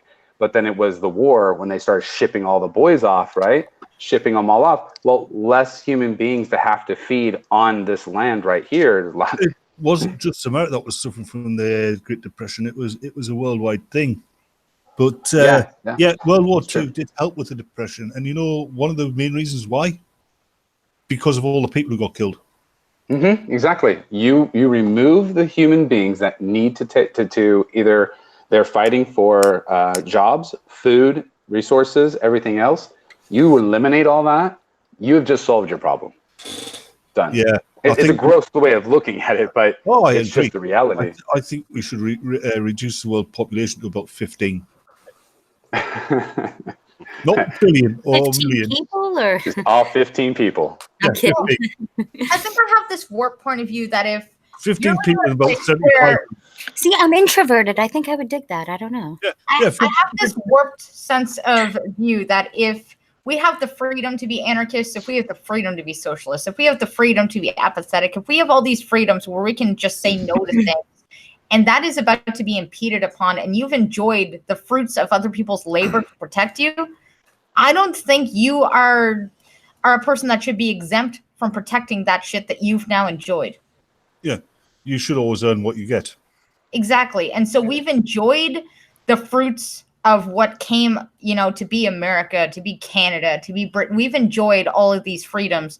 And if somebody is about to impede that so that our grandchildren can't enjoy that, I feel like you have an obligation to what you've enjoyed and experienced your whole life to fucking pay that shit back. I would fully agree with that. Apart from Scotland, I think, if anything was to invade Scotland, I think Britain. If you invade Scotland, you're invading Britain as well. Yeah. No, I was just saying the average Scot, he shouldn't pick up a weapon to defend Scotland, because what's Scotland done for the average Scot? I still defend it. Well, brushing her teeth. Well, let's see the SNP. Oh, I was trying to break the awkward. Sorry. Please go ahead. So sorry, Scott. I was only messing with you. And that's why I'm not totally opposed to a draft, just because you've prospered from what the government has helped you live in this free country. You should defend this free country, and fuck you and your right to not do it. Why should I defend it if I completely disagree? Why should I defend it? And say if the government's the one doing the colonialism and stuff, so why should I be drafted into that? No, but so let me just ask a question real quick, because this has actually been a major argument point in the U.S. lately. And I just did the same thing. Ginger Man has skin in this game, and Cuban does well. Actually, you know what? Cuban does, in a sense. Cuban does, but that it's not for the selective service angle. It's the fact that she has served, which means she can be recalled at any point. So the question is on that: who has to be subject to that? Is it just the men, or is it everybody? Everybody who signed up. Oh, just everybody, all the citizens? So in most of the European nations, as well as Asian nations, it is a mandatory 2 years of your life when you hit 18 that you have to go. Some of them are less, but it's both female and male. I don't at the moment. I didn't know that. There is a draft in anywhere in Europe. There is in Switzerland. Yeah. Well, the reason the reason I'm arguing on that is, or the reason I bring up that angle is because Blind Girl had mentioned the whole, people in the past have fought for you. It's time for you to do that. Well, the thing is, in the U.S. as it stands right now, the selective service or the draft is still male only, and way back in the past, yes, women did not have as many rights as men did. Mm-hmm. But the thing is, at this point, they were. I'm not going to say granted the rights because that doesn't jive with how the Constitution was supposed to be written. They were no longer denied those rights. That's a good way of putting it. Right. Yeah, the government doesn't grant the rights; they can only deny you them. Yeah. Right. But the thing is, in that by stopping their denial of rights, they did not have any of the responsibilities imposed to them. As far as, like I've said, any government, if a man does not sign up for the selective service, he cannot use the government for anything. He cannot, do anything government related. He can't hold a license. He will never be, even though he'll be forced to pay into Social Security, he'll never be able to claim Social Security.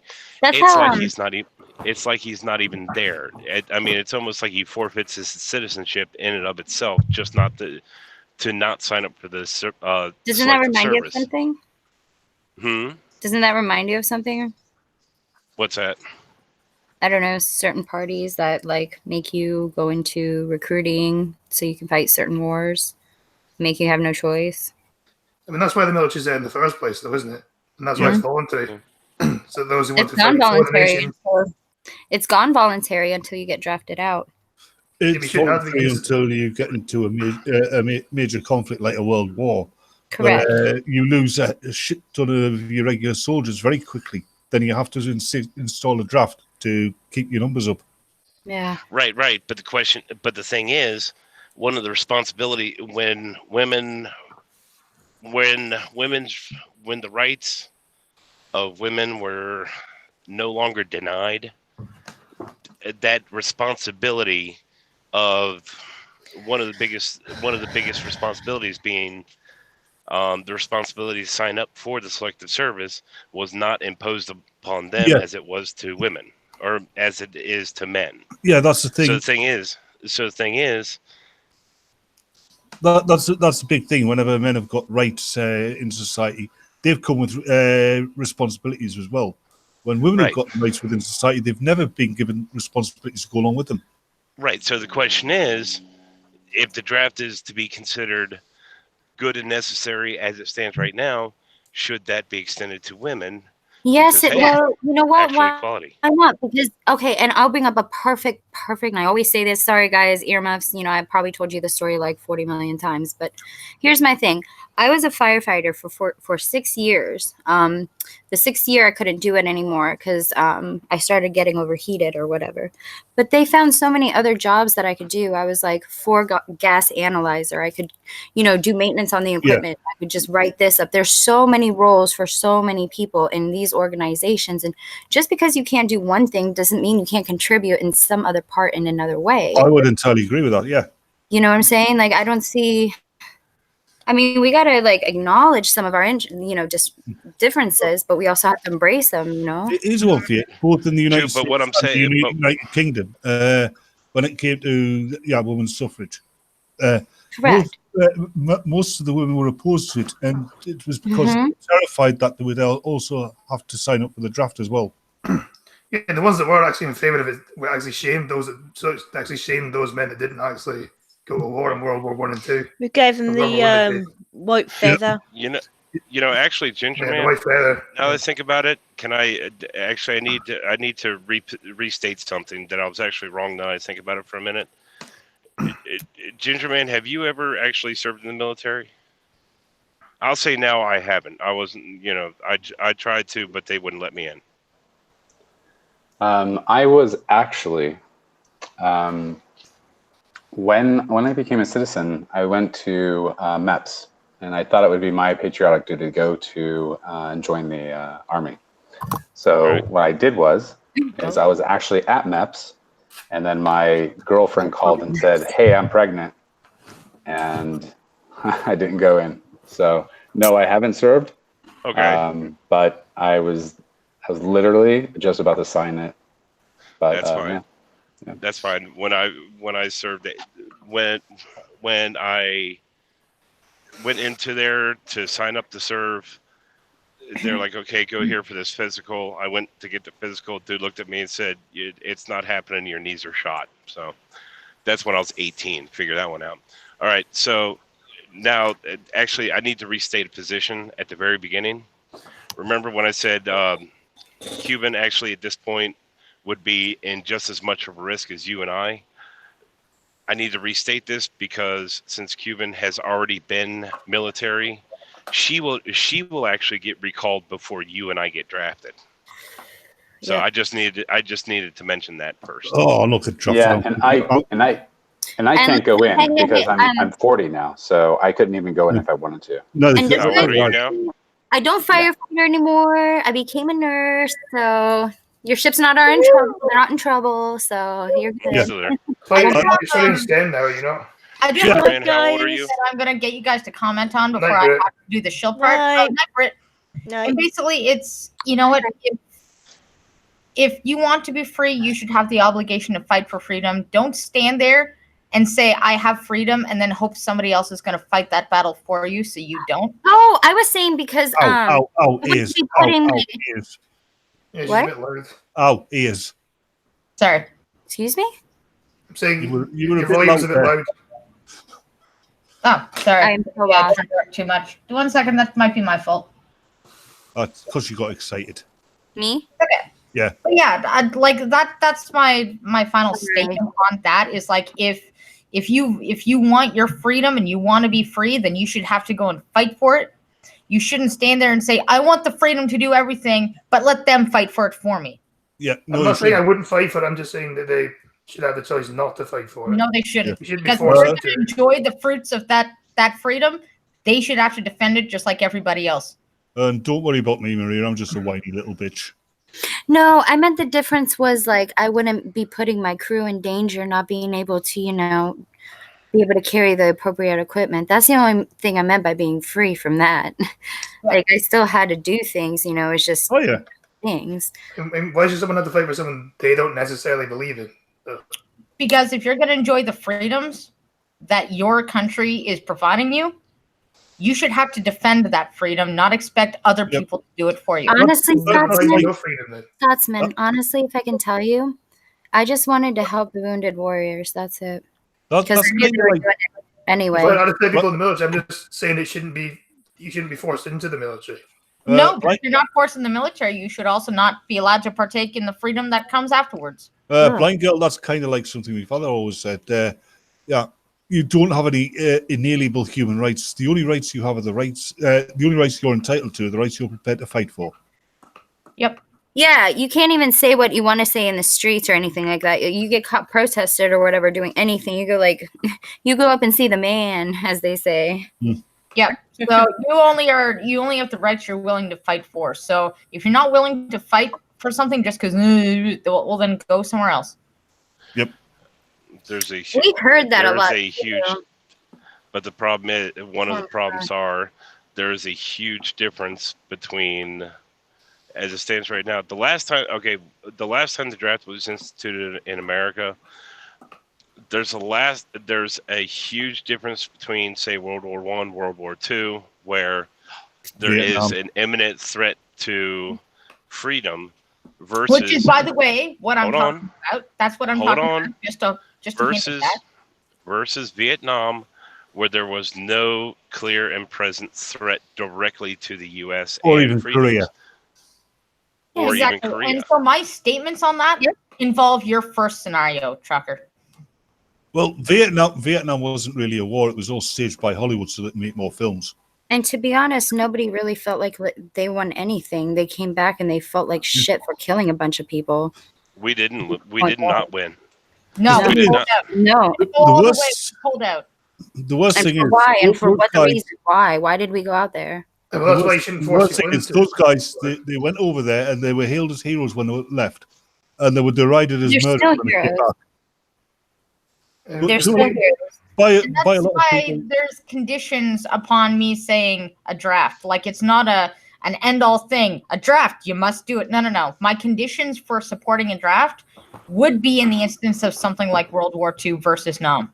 But then it could also give the government, the president, to actually say, well, we already draft these people and we can do whatever we like now. Hold on, can I postulate something here? The thing is, national service, right? Everybody thinks, oh, army or navy or air force. It doesn't have to be. It could be any kind of. It could be the police. Could be the ambulance service. Could even be nationalized transport services. It's national service. You are serving your nation. Yep. On that point, it's time to shill gas. Oh, I was gonna say. What were you gonna say, Scotty? I was saying that it says the president that you can be forced into any war you like. You want to, regardless. Yeah, I don't think that should be a standard. I think there needs to be a specific subset of standards. Mm-hmm. It has to be a clear and present danger to your nation. Yep. Jeez. My 100 special is tomorrow. It'll be an hour early, so don't run over this stream. Watch. Woo! I'll have people on and shit. And I have to do a forfeit as well, which is going to be shit. Well, I've got nothing to shill, but I have to say, if you do anything wrong, I'll find out. Yeah, you're probably gonna be in my chat and demand to join anyway. That's what you always do. Possibly. I'm going to be playing. I'm going to be playing a role-playing game from 9 o'clock or 3 o'clock on Skype tomorrow. So. So we're going to run out, right? Right, 9 o'clock. From 9 till 12, I should say. Yeah, my stream's going to be about 9 till 12. So. Woo! Yeah, you're lucky. You're going to miss us. Yeah. You didn't have to agree. Tucker? Pumpkin Trucker channel at, you're going to love this. YouTube.com/Pumpkin Trucker. Hey. Was 111 subs. I saw that. Congrats, the trucker. Thank you. That's the most confusing name. Yep. Can we get a whoop in the chat for trucker? Get a whoop whoop. The dash cam for tomorrow will be starting between 8 and 8:30 tomorrow morning. I will be off next week, but sometime next week, I haven't figured out when I'm going to do it yet, but I am going to be doing a 100 subscriber woohoo kind of thing. Call-ins. The only thing I ask is my channel is a safe for work channel. It is a very family-friendly channel, so if you come in, watch your language. Yes, sir. Because there are a lot of children that actually watch my channel. Yes, there are. I sent a bunch of them to it, so yes. Actually, the Autism Center for IBI, they use your channel as a sensory calm down now. So yeah. All right. This you is a good thing. autistic kids that watch you throughout the day in the IBI centers. Yeah. I'll take it. This is a good thing. Yeah. Yes, it is a very good thing. Yeah. So like I said, I'm a very family friendly channel. Actually, a good friend of mine also, a good friend of mine, his grandson actually watches my channel for the same reason too. And yes, he is autistic. Mm-hmm. So a 100 subscriber special sometime next week. I haven't figured out when yet, but it's going to happen. Woo! Q-Man, you got something to show? What? Who, me? Q-Man or... No, I don't have any content. Just y'all are wonderful. Thank you for having me. Yeah, pretty cool yourself. Anytime. Brit Gamer Girl isn't here anymore, but her link is in my description. She does video games and stuff. I don't know her schedule, but go check her out anyways because she does stuff. And Ginger Man, the man. Who is Ginger? Who is Ginger? Yeah. I guess I'll shill. I just do political stuff, so go ahead and take a look at my content. I'll be posting probably something this weekend. Based off of the Easter worshippers. So I'm going to give you the history of what Easter worshippers mean. So. Am I the only non-content creator here? Yes. No, apparently live streams don't count as content. I don't create content. I just invade other people's. You're just a huge stalker like me. Yep. Yeah, you're just a LARPer. It can be argued. Cuban. It can be argued among some circles that Scotty and I aren't creators because we just do streams. Ah, okay. Now, mind you, seeing though my videos are 8 to 10 hours long. Oh goodness. Each. Well, it's a dash cam, so hey. Yep. All right, guys. I bet it's best to sleep in. Thank you for coming on, watching and stuff. Like, share, and sub if you feel like doing that kind of thing. We will be back here again tomorrow. And if anybody wants to do a little research to fight with me on it, I'm going to be doing a chat on reparations. Dun, dun, dun. Seriously. You know what? It's hard to find subjects, dude. And reparations right now is blowing up in the media. So I'm going to take that low hanging fruit and just well, numb that low hanging fruit. Just numb. If we're going to go on about reparations, I think that the Italians should give Northern Europeans and the United Kingdom reparations for what the Romans did to us. Well, I think the English should give me reparations, but there you go. Thanks for listening. We do.